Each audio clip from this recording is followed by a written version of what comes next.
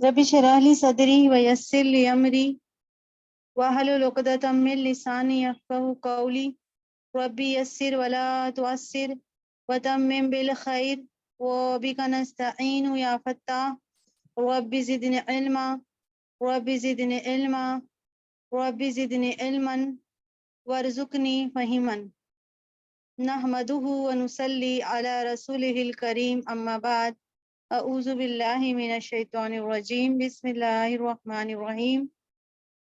जमात के मसाइल। अभी जो हमारा टॉपिक चल रहा है वो नमाज के ताल्लुक से ही है।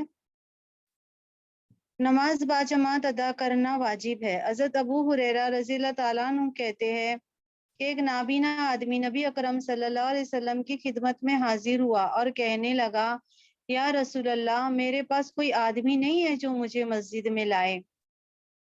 ये कहकर उन्होंने नमाज घर पढ़ने की रुखसत चाही। रसूलुल्लाह सल्लल्लाहु अलैहि वसल्लम ने इसे रुखसत दे दी, लेकिन जब वो वापस हुआ तो फिर आप सल्लल्लाहु अलैहि वसल्लम ने उनको बुलाया और पूछा, क्या तू अजान सुनता है? इसने अर्ज किया, हाँ या रसूल अल्लाह। आप सल्लल्लाहु अलैहि वसल्लम ने फरमाया, फिर मस्जिद में आकर नमाज पढ़ा करो। इसे मुस्लिम ने रिवायत किया है। नमाज फजर और नमाज इशा की जमात में शामिल ना होना निफाक की अलामत है।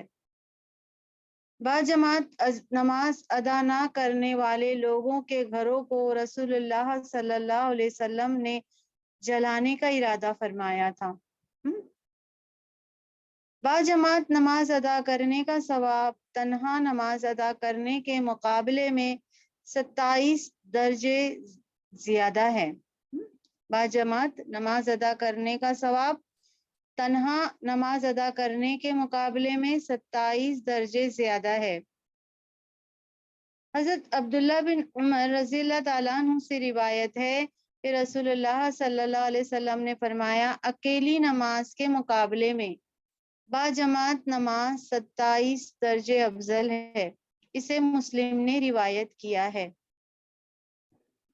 औरतें मस्जिद में नमाज पढ़ना चाहें तो इन्हें रोकना नहीं चाहिए, अलबत्ता घर में नमाज पढ़ना इनके लिए अफजल है।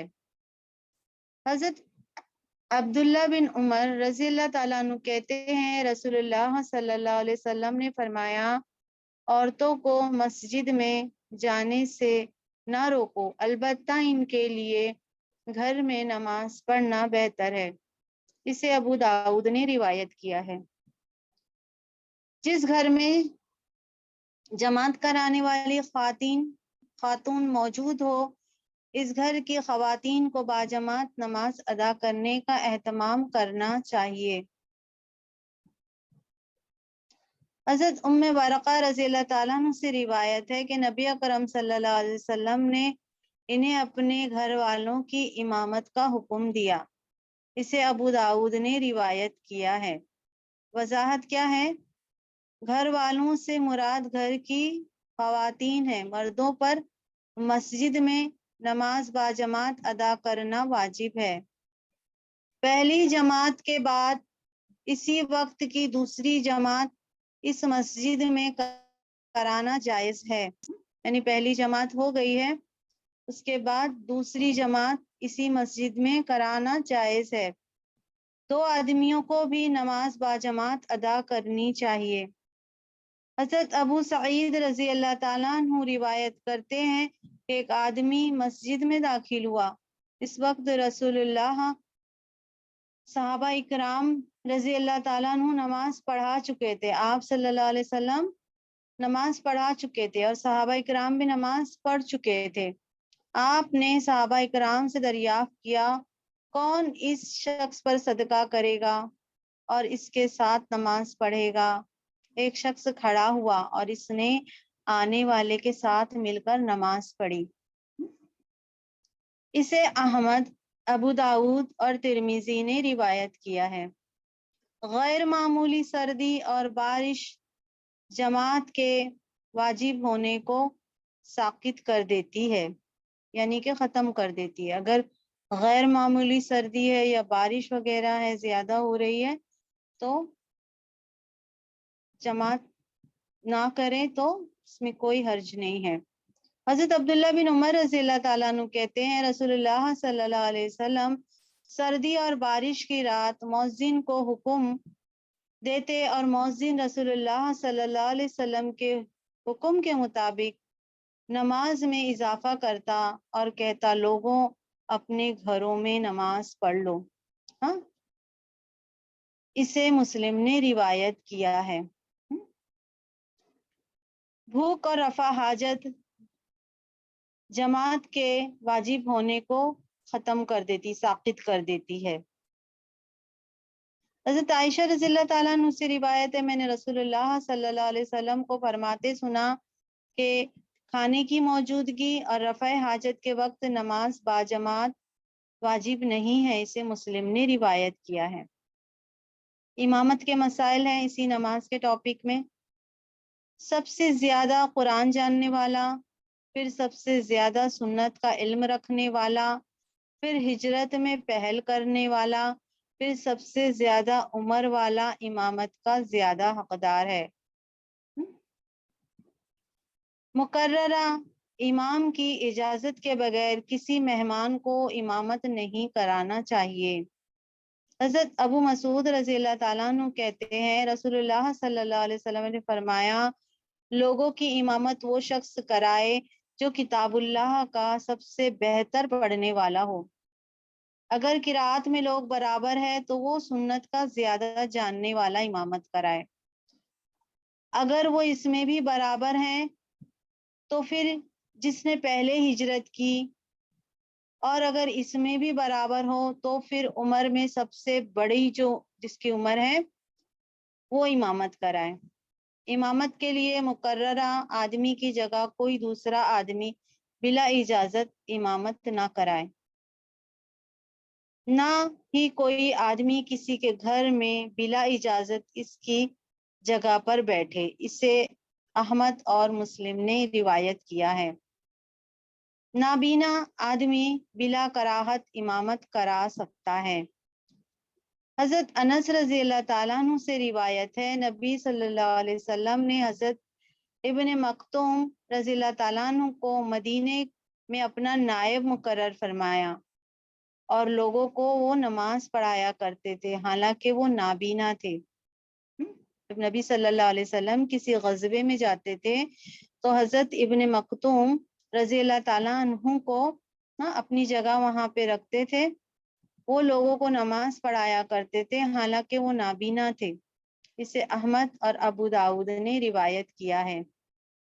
امام کی پوری اقتدا کرنا واجب ہے، یعنی امام کی پوری جیسا وہ کرے ان کو فالو کرنا واجب ہے۔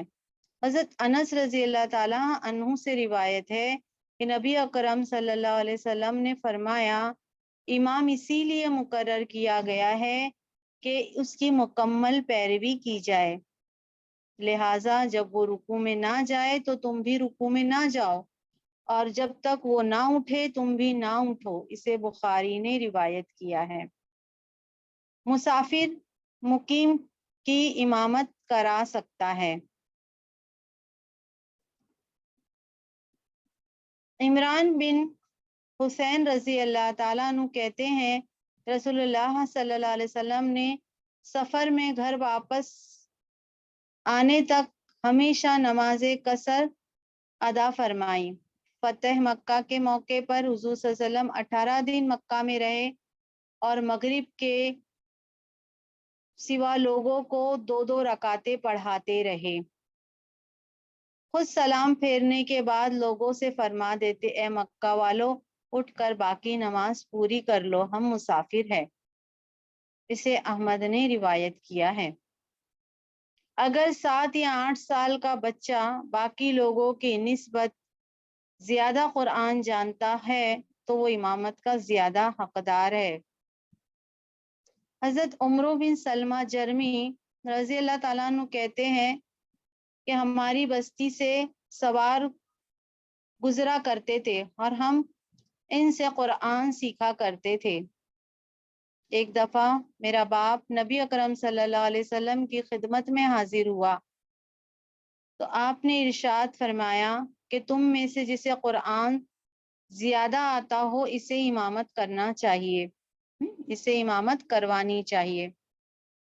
چنانچہ میرا باپ واپس آیا تو کہنے لگا رسول اللہ صلی اللہ علیہ وسلم نے فرمایا امامت وہ کرائے جسے قرآن زیادہ یاد ہو۔ چنانچہ سب لوگوں نے مجھے دیکھا میری طرف، مجھے قرآن زیادہ یاد تھا اس لیے میں ان کی امامت کرواتا۔ اس وقت میں 8 سال کا تھا۔ اسے نسائی نے روایت کیا ہے۔ عورت عورتوں کی امامت کرا سکتی ہے۔ عورت کو امامت کراتے وقت پہلی صف کے اندر وسط میں کھڑے ہونا چاہیے، یعنی عورت امام کی طرح آگے نہیں بلکہ پہلی صف میں بیچ میں کھڑی ہوگی۔ حضرت عائشہ رضی اللہ تعالیٰ عنہ سے روایت ہے کہ وہ فرض نماز میں عورتوں کو امامت کراتی تھی اور صف کے اندر ہی کھڑی ہوتی تھی۔ اسے دارِ قطنی نے روایت کیا ہے۔ امام کو ہلکی نماز پڑھانا چاہیے۔ حضرت ابو ہریرہ رضی اللہ تعالیٰ عنہ سے روایت ہے کہ نبی اکرم صلی اللہ علیہ وسلم نے فرمایا جب کوئی امام لوگوں کو نماز پڑھائے تو ہلکی نماز پڑھائے، کیونکہ نمازیوں میں کمزور، بیمار، بوڑھے سبھی ہوتے ہیں۔ البتہ جب تم میں سے کوئی تنہا پڑھے تو جتنی چاہے اتنی لمبی پڑھے۔ اسے احمد، بخاری، مسلم، ابو داؤد، نسائی، ترمذی نے اور ابن ماجہ نے روایت کیا ہے۔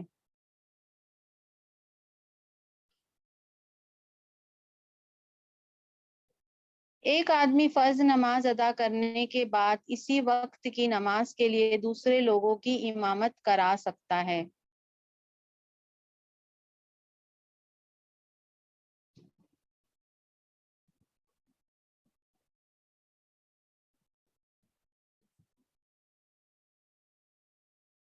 جس امام کو لوگ ناپسند کرے اور وہ پھر بھی امامت کرائے تو اس کی امامت مکروہ ہے۔ حضرت عبداللہ بن عباس رضی اللہ تعالیٰ عنہ کہتے ہیں رسول اللہ صلی اللہ علیہ وسلم نے فرمایا 3 آدمیوں کی نماز ان کے سروں سے بالشت پر بھی اونچی نہیں جاتی۔ حضرت عبداللہ بن عباس رضی اللہ تعالیٰ عنہ کہتے ہیں رسول اللہ صلی اللہ علیہ وسلم نے فرمایا کہ 3 آدمیوں کی نماز ان کے سروں سے بالشت پر بھی اوپر نہیں اونچی نہیں ہو جاتی۔ پہلا وہ جو امامت کرائے جبکہ لوگ اسے ناپسند کرتے ہو۔ دوسری وہ عورت جس کا خامند ناراض ہو لیکن وہ رات بھر سوئی رہے۔ تیسرا وہ غلام جو مالک سے بھاگا ہوا ہو۔ اسے ابن ماجہ نے روایت کیا ہے۔ ابھی مقتدی کے مسائل۔ مقتدی یعنی امام کے پیچھے جو نماز پڑھتے ہیں نا انہیں مقتدی کہتے ہیں۔ مقتدی پر امام کی پوری اقتدا کرنا واجب ہے، یعنی جو امام نماز پڑھا رہے ہیں تو مقتدی بھی ان کے پیچھے ویسے ہی کریں۔ حضرت انس رضی اللہ تعالیٰ عنہ کہتے ہیں کہ ایک روز رسول اللہ صلی اللہ علیہ وسلم نے ہمیں نماز پڑھائی۔ جب نماز پوری ہو گئی تو چہرہ مبارک ہماری طرف کیا اور فرمایا لوگو میں تمہارا امام ہوں، رکوع، سجود، قیام اور سلام پھیرنے میں مجھ سے جلدی نہ کرو۔ اسے مسلم نے روایت کیا ہے۔ امام سجدے کی حالت میں جائے تب مقتدی کو قوما کی حالت سے سجدے میں جانا چاہیے۔ اسی طرح باقی نماز میں امام کی اقتدا یعنی ان کی پیروی کرنی چاہیے۔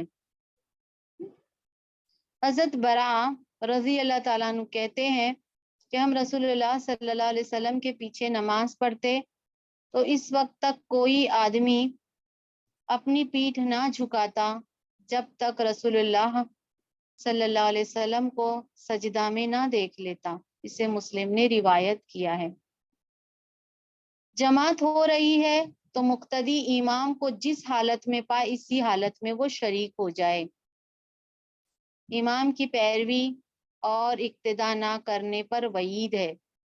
حضرت ابو ہریرہ رضی اللہ تعالیٰ عنہ کہتے ہیں رسول اللہ صلی اللہ علیہ وسلم نے فرمایا تم میں سے جو شخص امام سے پہلے اپنا سر اٹھاتا ہے کیا اسے یہ خوف نہیں آتا کہ کہیں اللہ تعالیٰ اس کا سر گدھے کا نہ بنا دے؟ اسے بخاری اور مسلم نے روایت کیا ہے۔ بعد میں شامل ہونے والے نمازی کے مسائل۔ جماعت ہو رہی ہو تو بعد میں آنے والے نمازی امام کو جس حالت میں پائے تکبیر تحریمہ کہہ کر اسی حالت میں شریک ہو جائے، یعنی اللہ اکبر کہہ کر شریک ہو جائے۔ جماعت کے ساتھ ایک رکعت پا لینے سے ساری نماز جماعت کا ثواب مل جاتا ہے۔ حضرت ابو ہریرہ رضی اللہ تعالیٰ عنہ سے روایت ہے کہ رسول اللہ صلی اللہ علیہ وسلم نے فرمایا، جب تم نماز کے لیے آؤ اور میں سجدے میں ہوں تو تم بھی سجدے میں شامل ہو جاؤ اور اس کو رکعت شمار نہ کرو۔ جس نے ایک رکعت جماعت کے ساتھ پا لی اسے پوری جماعت کا ثواب مل گیا۔ اسے ابو داؤد نے روایت کیا ہے۔ جماعت کھڑی ہو تو بعد میں آنے والے نمازی کو اس میں بھاگ کر شامل نہیں ہونا چاہیے، بلکہ پورے اطمینان وقار سے شریک ہونا چاہیے۔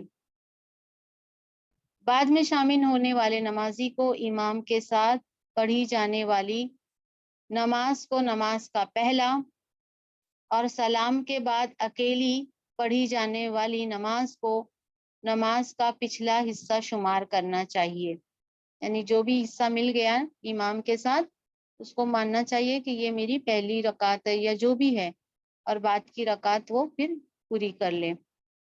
حضرت ابو ہریرہ رضی اللہ تعالیٰ عنہ کہتے ہیں، میں نے رسول اللہ صلی اللہ علیہ وسلم کو فرماتے ہوئے سنا ہے کہ جب نماز کھڑی ہو جائے تو بھاگتے ہوئے نہ آؤ بلکہ عام رفتار سے چل کر آؤ، تم پر اطمینان سے آنا واجب ہے۔ نماز کا جو حصہ امام کے ساتھ پاؤ ادا کرو، جو رہ جائے اسے بعد میں مکمل کرو۔ اسے بخاری اور مسلم نے روایت کیا ہے۔ فرض نماز کھڑی ہو جائے تو بعد میں آنے والے نمازی کو علیحدہ نفل یا سنت یا فرض نماز شروع نہیں کرنی چاہیے، ہوا پہلی رکعت ملنے کا یقین ہی کیوں نہ ہو۔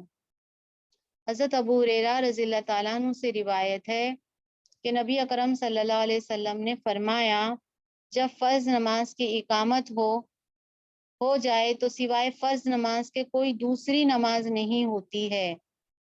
اسے مسلم نے روایت کیا ہے۔ نماز کا طریقہ،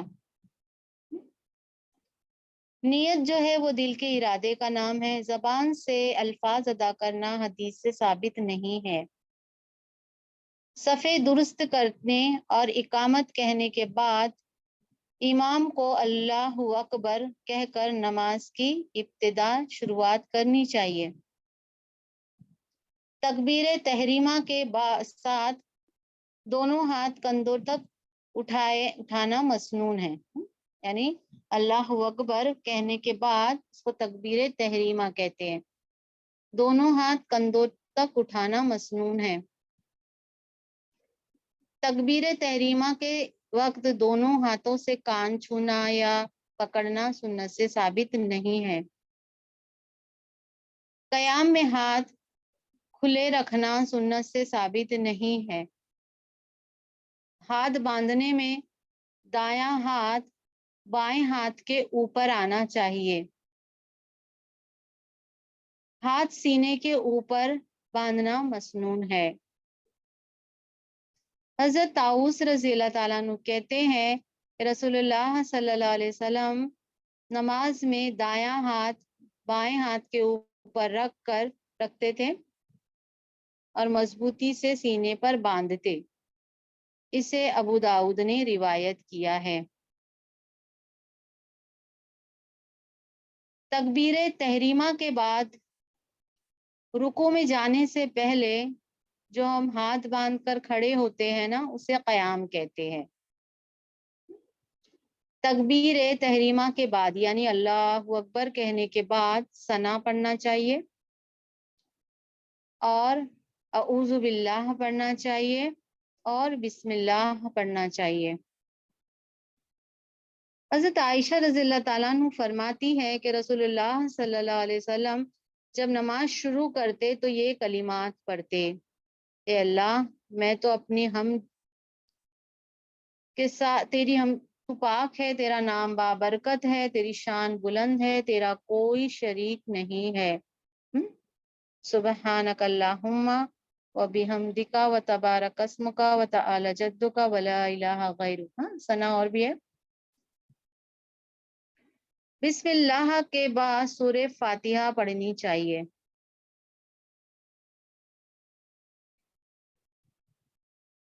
بسم اللہ کے بعد سورہ فاتحہ پڑھنی چاہیے۔ سورہ فاتحہ ہر نماز سری ہو یا جہری ہو،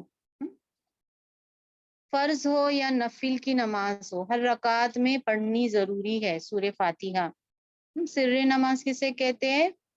جس میں امام قرات نہیں کرتے ہیں، جیسے سورہ فاتحہ یا کوئی سورہ ہم کو سنائی نہیں دیتی ہے۔ سری نماز جو ہوتی ہے وہ ظہر اور عصر میں ہوتی ہے، اور باقی جو نمازیں ہوتی ہے اس میں جو امام ہوتے ہیں وہ سورہ فاتحہ اور کوئی سورہ جو قرات ہے وہ پڑھتے ہیں، اسے جہری نماز کہتے ہیں۔ رکوع میں شامل ہونے والے نمازی کو اپنی رکعت دوبارہ ادا کرنی چاہیے، یعنی کوئی رکوع میں اگر شامل ہو گیا نماز میں تو اس کو اپنی رکعت پھر دوبارہ پڑھنی چاہیے۔ امام ہو یا مقتدی ہو یا اکیلا ہو، سب کو سورہ فاتحہ پڑھنی چاہیے۔ حضرت ابو ہریرہ رضی اللہ تعالیٰ عنہ سے روایت ہے کہ رسول اللہ صلی اللہ علیہ وسلم نے فرمایا، جس نے نماز میں سورہ فاتحہ نہ پڑھی اس کی نماز ناقص ہے۔ آپ نے یہ بات 3 مرتبہ فرمائی اور فرمایا نماز نامکمل رہتی ہے۔ حضرت ابو ہریرہ رضی اللہ تعالیٰ عنہ سے عرض کیا گیا، ہم امام کے پیچھے ہوتے ہیں۔ حضرت ابو ہریرہ رضی اللہ تعالیٰ عنہ نے فرمایا، اس وقت دل میں پڑھ لیا کرو۔ اسے مسلم نے روایت کیا ہے۔ حضرت ابو موسیٰ رضی اللہ تعالیٰ عنہ کہتے ہیں، رسول اللہ صلی اللہ علیہ وسلم نے ہمیں تعلیم دی ہے کہ جب تم نماز کے لیے کھڑے ہو تو تم میں سے ایک امامت کرائے، اور جب امام سورہ فاتحہ کے بعد قرآن پڑھے تو تم خاموش رہو۔ اسے احمد نے روایت کیا ہے۔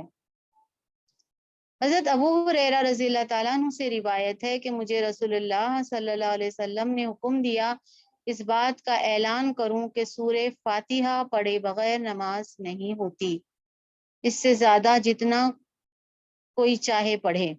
سے احمد اور ابو داؤد نے روایت کیا ہے۔ امام سورہ فاتحہ پڑھ لے تو امام سمیت تمام مقتدیوں کو بیک وقت آمین کہنا چاہیے۔ بلند آواز سے آمین کہنا گزشتہ گناہوں کی مغفرت کا باعث ہے۔ سری قرات میں آہستہ اور جہری قرات میں بلند آواز سے آمین کہنا مسنون ہے۔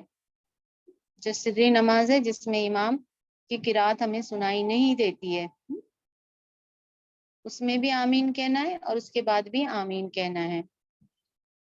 حضرت ابو ہریرہ رضی اللہ تعالیٰ عنہ کہتے ہیں، رسول اللہ صلی اللہ علیہ وسلم نے فرمایا، جب امام آمین کہے تو تم بھی آمین کہو۔ جس کی آمین کی آواز فرشتوں کی آمین سے موافق ہو گئی یعنی مل گئی تو اس کے گزشتہ صغیرہ گناہ بخش دیے جاتے ہیں۔ اسے بخاری اور مسلم نے روایت کیا ہے۔ امام کو سورہ فاتحہ کے بعد پہلی 2 رکعتوں میں قرآن کی کوئی دوسری سورہ یا سورے کا کچھ حصہ تلاوت کرنا چاہیے۔ سورہ فاتحہ کے بعد پہلی جو 2 رکعتیں ہوتی ہیں فرض نماز میں، اس میں کیا کرنا چاہیے؟ سورہ فاتحہ کے بعد کوئی سورہ یا قرآن کا کچھ حصہ تلاوت کرنا چاہیے۔ سورے کا کچھ حصہ، کسی سورے کا کوئی حصہ تلاوت کر لے یا کوئی سورہ تلاوت کر لے۔ تمام نمازوں میں امام کو دوسری رکعت کی نسبت پہلی رکعت لمبی پڑھانی چاہیے۔ حضرت ابو قتادہ رضی اللہ تعالیٰ عنہ سے روایت ہے کہ رسول اللہ صلی اللہ علیہ وسلم ظہر کی پہلی 2 رکعتوں میں سورہ فاتحہ کے علاوہ 2 سورتیں اور پڑھا کرتے۔ پہلی رکعت کو لمبا کرتے اور دوسری کو چھوٹا کرتے، اور کبھی کبھی کوئی آیات بلند آواز سے پڑھتے جو سنائی دیتی۔ اور عصر کی نماز ایک پہلی رکعت میں بھی سورہ فاتحہ پڑھتے، اس کے علاوہ 2 سورتیں پڑھتے، یعنی ہر رکعت میں ایک ملا کر پڑھتے،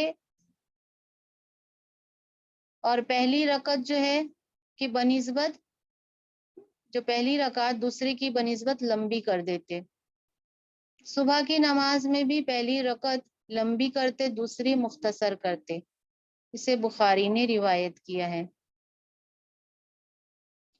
مقتدی کو امام کے پیچھے ظہر اور عصر کی فرض نمازوں کی پہلی 2 رکعتوں میں سورے کے ساتھ کوئی دوسرے سورے ملا کر پڑھنی چاہیے، جبکہ باقی 2 رکعتوں میں صرف سورہ فاتحہ پڑھنا چاہیے۔ فرض نمازوں میں پہلی 2 رکعتیں جو ہیں اس میں سورہ فاتحہ کے ساتھ کوئی سورے پڑھنی چاہیے، اور باقی 2 رکعت ہے اس میں صرف سورہ فاتحہ پڑھنا چاہیے فرض نماز میں۔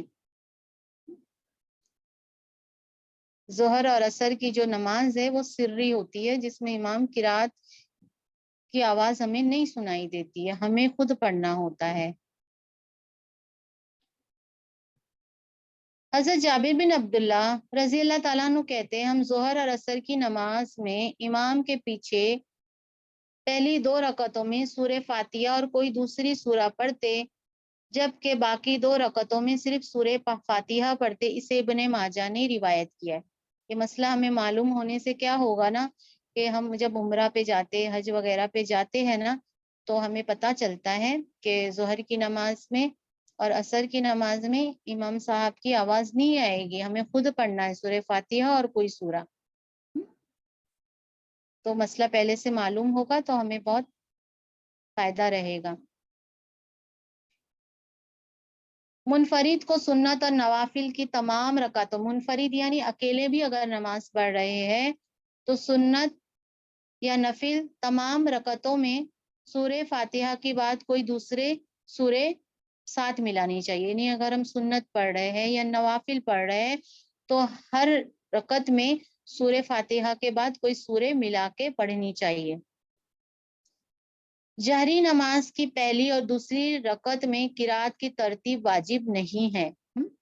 جہری یعنی کہ اس جہری نمازیں، جیسے کہ جہری نماز مغرب ہے، عشاء ہے اور فجر ہے، اس میں امام صاحب کی قرات ہمیں سنائی دیتی ہے۔ تو جہری نماز کی پہلی اور دوسری رکعت میں قرات کی ترتیب واجب نہیں ہے، یعنی کہ سورہ فاتحہ کے بعد جو بھی سورہ پڑھی جاتی ہے یا سورہ کا کچھ حصہ پڑھا جاتا ہے تو اس میں ترتیب واجب نہیں ہے۔ ایک ہی رکعت میں سورہ فاتحہ کے بعد 2 سورتیں ملا کر پڑھنا بھی جائز ہے۔ حضرت انس رضی اللہ تعالیٰ عنہ سے روایت ہے کہ ایک انصاری مسجد قباء میں انصار کی امامت کراتے تھے۔ وہ تمام جہری نمازوں کی ہر رکعت میں پہلے سورہ اخلاص پڑھتے، پھر کوئی دوسری سورہ ملا کے پڑھتے۔ نبی اکرم صلی اللہ علیہ وسلم تشریف لائے تو انصار نے یہ صورتحال آپ صلی اللہ علیہ وسلم کو بتائی۔ حضور صلی اللہ علیہ وسلم نے امام سے دریافت کیا، تم لوگوں کے کہنے پر عمل کیوں نہیں کرتے؟ آپ صلی اللہ علیہ وسلم نے امام صاحب سے فرمایا کہ آپ لوگوں کے کہنے پر عمل کیوں نہیں کرتے اور سورہ اخلاص کو ہر رکعت میں قرات سے پہلے کیوں پڑھتے ہو؟ انصاری امام نے جواب دیا، میں سورہ اخلاص سے محبت کرتا ہوں۔ آپ صلی اللہ علیہ وسلم نے ارشاد فرمایا، سورہ اخلاص کی محبت تمہیں جنت میں لے جائے گی۔ اسے بخاری نے روایت کیا ہے۔ امام یا اکیلے منفرد پہلی اور دوسری دونوں رکعتوں میں ایک ہی سورہ تلاوت کر سکتا ہے۔ امام ہو یا انسان اکیلے نماز پڑھا ہے، پہلی اور دوسری دونوں رکعتوں میں ایک سورہ تلاوت کر سکتا ہے۔ حضرت معاذ رضی اللہ تعالیٰ عنہ، حضرت معاذ بن عبداللہ جہنی رضی اللہ تعالیٰ عنہ کہتے ہیں، جوہینہ خاندان کے ایک آدمی نے مجھے بتایا کہ اس نے رسول اللہ صلی اللہ علیہ وسلم کو نماز فجر کی دونوں رکعتوں میں سورہ زلزال تلاوت فرماتے سنا۔ راوی کہتا ہے معلوم نہیں کہ رسول اللہ صلی اللہ علیہ وسلم نے یہ جو سہون کیا یا عمدن کیا ہے، یعنی بھول سے کیا ہے یا جان کے کیا ہے۔ اس سے ابو داؤد نے روایت کیا ہے۔ اگر کسی آدمی کو قرآن مجید بالکل یاد نہ ہو تو اسے قرات کی جگہ لا الہ الا اللہ، سبحان اللہ، الحمدللہ، اللہ اکبر پڑھنا چاہیے۔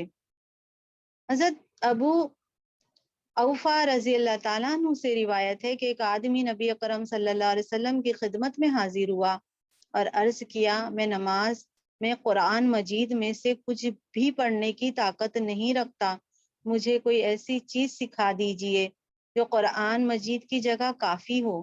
آپ صلی اللہ علیہ وسلم نے فرمایا کہ قرات کی جگہ سبحان اللہ، الحمدللہ، لا الہ الا اللہ، واللہ اکبر، لا حول ولا قوت الا باللہ پڑھ لیا کرو۔ اسے نسائی نے روایت کیا ہے۔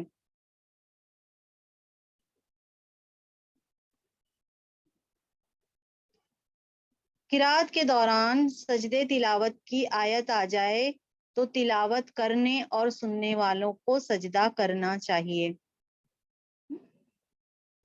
قرات کے دوران سجدے تلاوت کی آیت آ جائے تو تلاوت کرنے والے کو اور سننے والے دونوں کو سجدہ کرنا چاہیے۔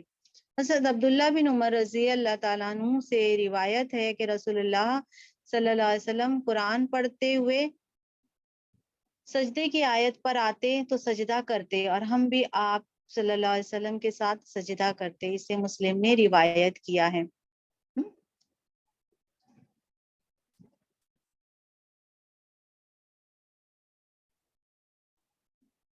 رکوع میں جانے سے پہلے اور رکوع سے اٹھنے کے بعد تکبیر تحریمہ کی طرح دونوں ہاتھ کندھوں تک اٹھانا مسنون ہے۔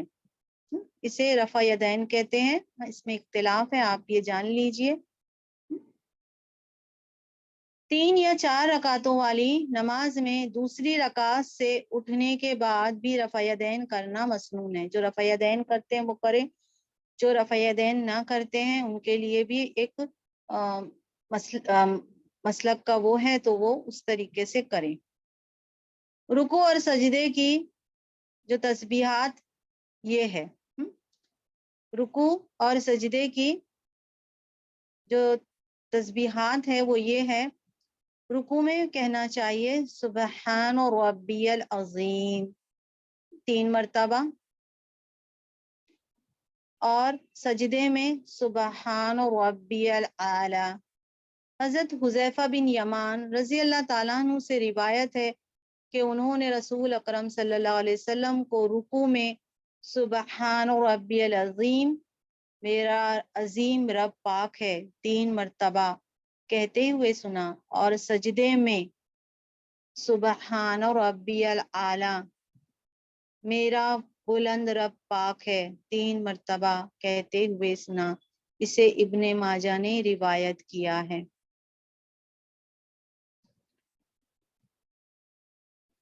رکوع میں دونوں ہاتھ مضبوطی سے گھٹنوں پر رکھنے چاہیے۔ رکوع میں دونوں بازو پھیلانے چاہیے۔ حضرت ابو حمید رضی اللہ تعالیٰ عنہ صحابی کہتے ہیں کہ جب رسول اللہ صلی اللہ علیہ وسلم رکوع کرتے تو اپنے ہاتھوں سے گھٹنے مضبوطی سے پکڑ لیتے۔ اسے بخاری نے روایت کیا ہے۔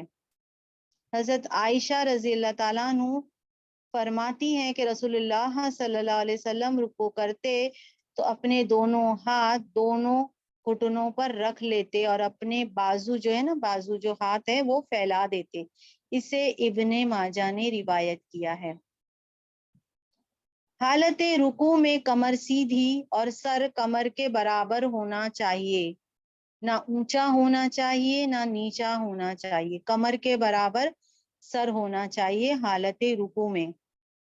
حضرت عائشہ رضی اللہ تعالیٰ عنہ فرماتی ہے کہ رسول اللہ صلی اللہ علیہ وسلم جب رکوع فرماتے تو اپنا سر کمر سے نہ اونچا کرتے نہ نیچا کرتے، بلکہ سر اور کمر برابر رکھتے۔ اسے مسلم نے روایت کیا ہے۔ رکوع و سجود اطمینان سے نہ کرنے والا نماز کا چور ہے۔ حضرت ابو قتادہ رضی اللہ تعالیٰ عنہ کہتے ہیں کہ رسول اللہ صلی اللہ علیہ وسلم نے فرمایا، بدترین چور نماز کا چور ہے۔ لوگوں نے پوچھا یا رسول اللہ صلی اللہ علیہ وسلم نماز کی چوری کیسے؟ فرمایا نماز کا چور وہ ہے جو رکوع اور سجدہ پورا نہیں کرتا۔ اسے احمد نے روایت کیا ہے۔ رکوع اور سجدے میں قرآن کی تلاوت کرنا منع ہے۔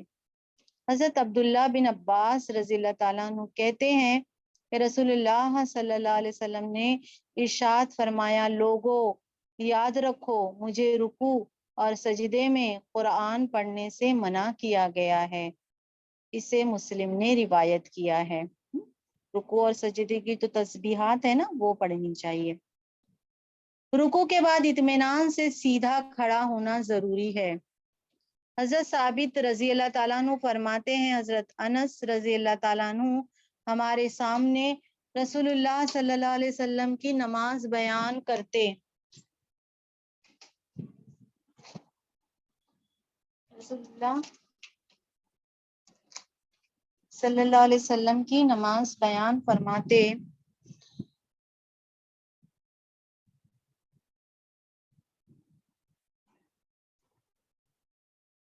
تو یہ وضاحت فرماتے کہ رکوع سے جب سر اٹھا کر قوما کے لیے کھڑا ہوتے تو اتنی دیر کھڑے ہوتے کہ ہمیں گمان ہونے لگتا شاید حضرت انس رضی اللہ تعالیٰ عنہ سجدے میں جانا بھول گئے ہیں۔ حضرت ابو حمید رضی اللہ تعالیٰ عنہ کہتے ہیں کہ نبی اکرم صلی اللہ علیہ وسلم رکوع سے سر اٹھاتے تو سیدھے کھڑے ہو جاتے یہاں تک کہ ہر جوڑ اپنی جگہ پر آ جاتا۔ رکوع کے بعد جو سیدھا کھڑا ہوتے ہیں نا اسے قوما کہتے ہیں۔ حالت قوما میں ہاتھ باندھنا یا کھلا رکھنا اس کی کوئی زیادہ وضاحت نہیں ہے، جیسے آپ پڑھتے ہیں آپ ویسے پڑھیے ہے نا۔ حالت قوما میں اس لیے ہاتھ کھلے رہتے ہیں نا۔ قوما کی مسنون دعا۔ حضرت رفاع بن رافع رضی اللہ تعالیٰ عنہ کہتے ہیں کہ ہم نبی اکرم صلی اللہ علیہ وسلم کے پیچھے نماز پڑھ رہے تھے۔ جب حضور صلی اللہ علیہ وسلم نے رکوع سے سر اٹھایا تو فرمایا سمیع اللہ لمن حمیدہ، جس نے اللہ کی تعریف کی اللہ تعالیٰ نے سن لی۔ مقتدیوں میں سے ایک آدمی نے کہا ربنا ولک الحمد حمدا کثیرا طیبا مبارکن فیہ، ہمارا پروردگار تعریف تیرے لیے ہے بکثرت اتنی تعریف جو شرک سے پاک ہے اور برکت والی ہے۔ جب حضور صلی اللہ علیہ وسلم نماز سے فارغ ہوئے تو فرمایا یہ کلمات کہنے والا کون تھا؟ اس شخص نے عرض کیا میں تھا۔ تو آپ صلی اللہ علیہ وسلم نے فرمایا میں نے 30 سے زیادہ فرشتوں کو ان کلمات کا ثواب لکھنے میں سبقت حاصل کرتے دیکھا۔ 30 فرشتے اس کا ثواب لکھنے میں ایک دوسرے سے آگے بڑھ رہے تھے۔ اسے بخاری نے روایت کیا ہے۔ سجدہ جو ہے نا وہ 7 اعضاء پر کرنا چاہیے۔ سجدہ جو ہے وہ 7 اعضاء پہ کرنا چاہیے۔ سجدے میں ناک جو ہے نا زمین پر لگانا ضروری ہے۔ نماز میں کپڑوں اور بالوں کا سمیٹنا سنوارنا منع ہے۔ 7 اعضاء مطلب ہاتھ ہے اور ناک کا جو حصہ ہے وہ ہے اور دونوں گھٹنے ہیں اور پیر کے جو دونوں پیر جو ہے نا وہ تو یہ 7 اعضاء۔ حضرت عبداللہ بن عباس رضی اللہ تعالیٰ عنہ کہتے ہیں نبی اکرم صلی اللہ علیہ وسلم نے فرمایا مجھے 7 اعضاء پر سجدہ کرنے کا حکم دیا گیا ہے۔ پیشانی پر حضور صلی اللہ علیہ وسلم نے اپنے ہاتھ سے ناک کی طرف اشارہ کیا، دونوں ہاتھ، دونوں گھٹنے اور دونوں پاؤں کی انگلیاں۔ نیز آپ صلی اللہ علیہ وسلم نے فرمایا مجھے حکم دیا گیا ہے کہ ہم نماز میں کپڑوں اور بالوں کو نہ سمیٹیں۔ اسے بخاری نے روایت کیا ہے۔ سجدہ پورے اطمینان سے کرنا چاہیے۔ سجدے میں بازو زمین پر بچھانے نہیں چاہیے۔ حضرت انس رضی اللہ تعالیٰ عنہ کہتے ہیں رسول اللہ صلی اللہ علیہ وسلم نے فرمایا سجدہ اطمینان سے کرو اور تم میں سے کوئی بھی سجدے میں اپنے بازو کتے کی طرح نہ بچھائے، اسے بخاری اور مسلم نے روایت کیا ہے۔ سجدے میں کوہنیاں پیٹ سے علیحدہ اور کھول کر رکھنی چاہیے۔ حضرت میمونہ رضی اللہ تعالیٰ عنہ کہتے ہیں کہ نبی اکرم صلی اللہ علیہ وسلم جب سجدہ کرتے تو بکری کا بچہ آپ کے ہاتھوں کے درمیان سے گزرنا چاہتا تو گزر جاتا، اسے مسلم نے روایت کیا ہے۔ سجدے میں دونوں ہاتھ کندھوں کے برابر ہونے چاہیے۔ سجدے میں دونوں ہاتھ پہلوؤں سے الگ رہنے چاہیے۔ سجدے میں پاؤں کی انگلیاں قبلہ رخ رہنی چاہیے۔ حضرت ابو حمید رضی اللہ تعالیٰ عنہ نبی اکرم صلی اللہ علیہ وسلم سے روایت کرتے ہیں کہ حضور اکرم صلی اللہ علیہ وسلم سجدے میں پاؤں کی انگلیاں قبلہ رخ رکھتے تھے، اسے بخاری نے روایت کیا ہے۔ جلسے کی مسنون دعا، دو سجدوں کے درمیان جو ہم بیٹھتے ہیں اسے جلسہ کہتے ہیں۔ اس کی دعا ہے اللہم اغفر لی ورحمنی وجبرنی وہدنی ورزقنی۔ حضرت عبداللہ بن عباس رضی اللہ تعالیٰ عنہ فرماتے ہیں کہ نبی اکرم صلی اللہ علیہ وسلم دونوں سجدوں کے درمیان یہ دعا پڑھا کرتے تھے، اللہم اغفر لی ورحمنی وجبرنی وہدنی ورزقنی، یا اللہ مجھے بخش دے، مجھ پر رحم فرما، میرا نقصان پورا کر دے، مجھے ہدایت اور رزق عطا فرما، اسے ابو داؤد اور ترمذی نے روایت کیا ہے۔ رکوع اور سجدہ، قوما اور جلسہ۔ قوما کہتے ہیں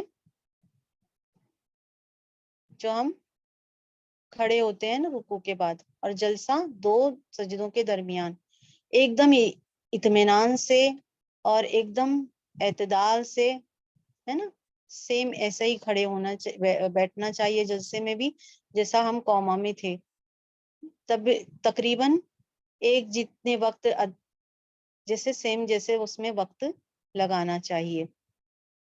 حضرت براء رضی اللہ تعالیٰ عنہ فرماتے ہیں کہ نبی اکرم صلی اللہ علیہ وسلم کا رکوع، سجدہ، قوما، دونوں سجدوں کا درمیانی اور جو قاعدہ جو یعنی سجدوں کے بعد جو بیٹھتے ہیں تحیات پڑھتے وقت تقریباً برابر ہوتے تھے۔ پہلی اور تیسری رکعت میں دوسرے سجدے کے بعد تھوڑی دیر بیٹھنا مسنون ہے۔ پہلی اور دوسری رکعت میں دوسرے سجدے کے بعد تھوڑی دیر بیٹھنا مسنون ہے، اسے جلسہ استراحت کہتے ہیں۔ تشہد میں تشہد جب ہم پڑھتے ہیں تو انگلی اٹھانا وہ سنت ہے۔ تشہد میں داہنے ہاتھ دائیں گھٹنے پر اور بایاں ہاتھ بائیں گھٹنے پر رکھنا چاہیے۔ حضرت عبداللہ بن زبیر رضی اللہ تعالیٰ عنہ فرماتے ہیں رسول اللہ صلی اللہ علیہ وسلم جب تشہد میں بیٹھتے تو داہنا ہاتھ دائیں گھٹنے پر اور بایاں ہاتھ بائیں گھٹنے پر رکھتے اور اپنے انگوٹھے کو اپنی درمیانی انگلی میں پر رکھ کر ہلکا بناتے اور شہادت کی انگلی کو اوپر اٹھاتے۔ احادیث میں یہ جو اس طریقے سے اشہد ان لا الہ الا اللہ و اشہد ان محمد رسول اللہ انگلی اوپر نیچے کرنا اس طریقے کا حدیث میں نہیں ہے، کوئی ایسا موجود نہیں ہے۔ آخر تک شروع سے آخر تک کے انگلی کو اٹھا کے رکھنی چاہیے۔ انگشت شہادت اٹھانا شیطان کو تلوار مارنے سے زیادہ سخت ہے۔ حضرت نافع رضی اللہ تعالیٰ عنہ کہتے ہیں رسول اللہ صلی اللہ علیہ وسلم نے فرمایا انگشت شہادت اٹھانا شیطان کو تلوار یا نیزہ مارنے سے زیادہ سخت ہے۔ تشہد کی مسنون دعا۔ حضرت عبداللہ بن مسعود رضی اللہ تعالیٰ عنہ کہتے رسول اللہ صلی اللہ علیہ وسلم ہماری طرف متوجہ ہوئے اور فرمایا جب تم نماز میں بیٹھو تو کہو التحیات للہ والصلوات والطیبات السلام علیکہ یا ایہا النبی ورحمۃ اللہ وبرکاتہ السلام علینا وعلی عباد اللہ الصالحین۔ ترجمہ ہے کہ تمام زبانی، جسمانی اور مالی عبادت اللہ تعالیٰ کے لیے ہے۔ اس نبی صلی اللہ علیہ وسلم پر اللہ کا سلام اور اس کی رحمتیں اور برکتیں ہوں، اور ہم پر بھی اور اللہ کے نیک بندوں پر بھی۔ سلام کے بعد کسی نے الفاظ کہے تو اللہ کے ہر نیک بندے کو خواہ وہ آسمان میں ہو یا زمین میں ہو سلام پہنچ جاتا ہے۔ پھر کہو میں گواہی دیتا ہوں اللہ کے سوا کوئی معبود نہیں، اور میں گواہی دیتا ہوں کہ محمد صلی اللہ علیہ وسلم اللہ کے بندے اور اس کے رسول ہے نا۔ پھر کیا کہنا چاہیے؟ اشہد ان لا الہ الا اللہ واشہد ان محمدا عبدہ ورسولہ۔ پھر آدمی اپنے لیے اللہ سے جو سوال کرنا چاہے وہ کرے۔ پہلا تشہد یا قاعدہ واجب ہے۔ پہلا تشہد یا قاعدے میں بیٹھنا واجب ہے۔ تو سبحان ربک رب العزت عما یصفون، سلام علی المرسلین والحمد للہ رب العالمین، ربنا تقبل منا انک انت السمیع العلیم وتب علینا انک انت التواب الرحیم۔ سوری سسٹر، وہ نماز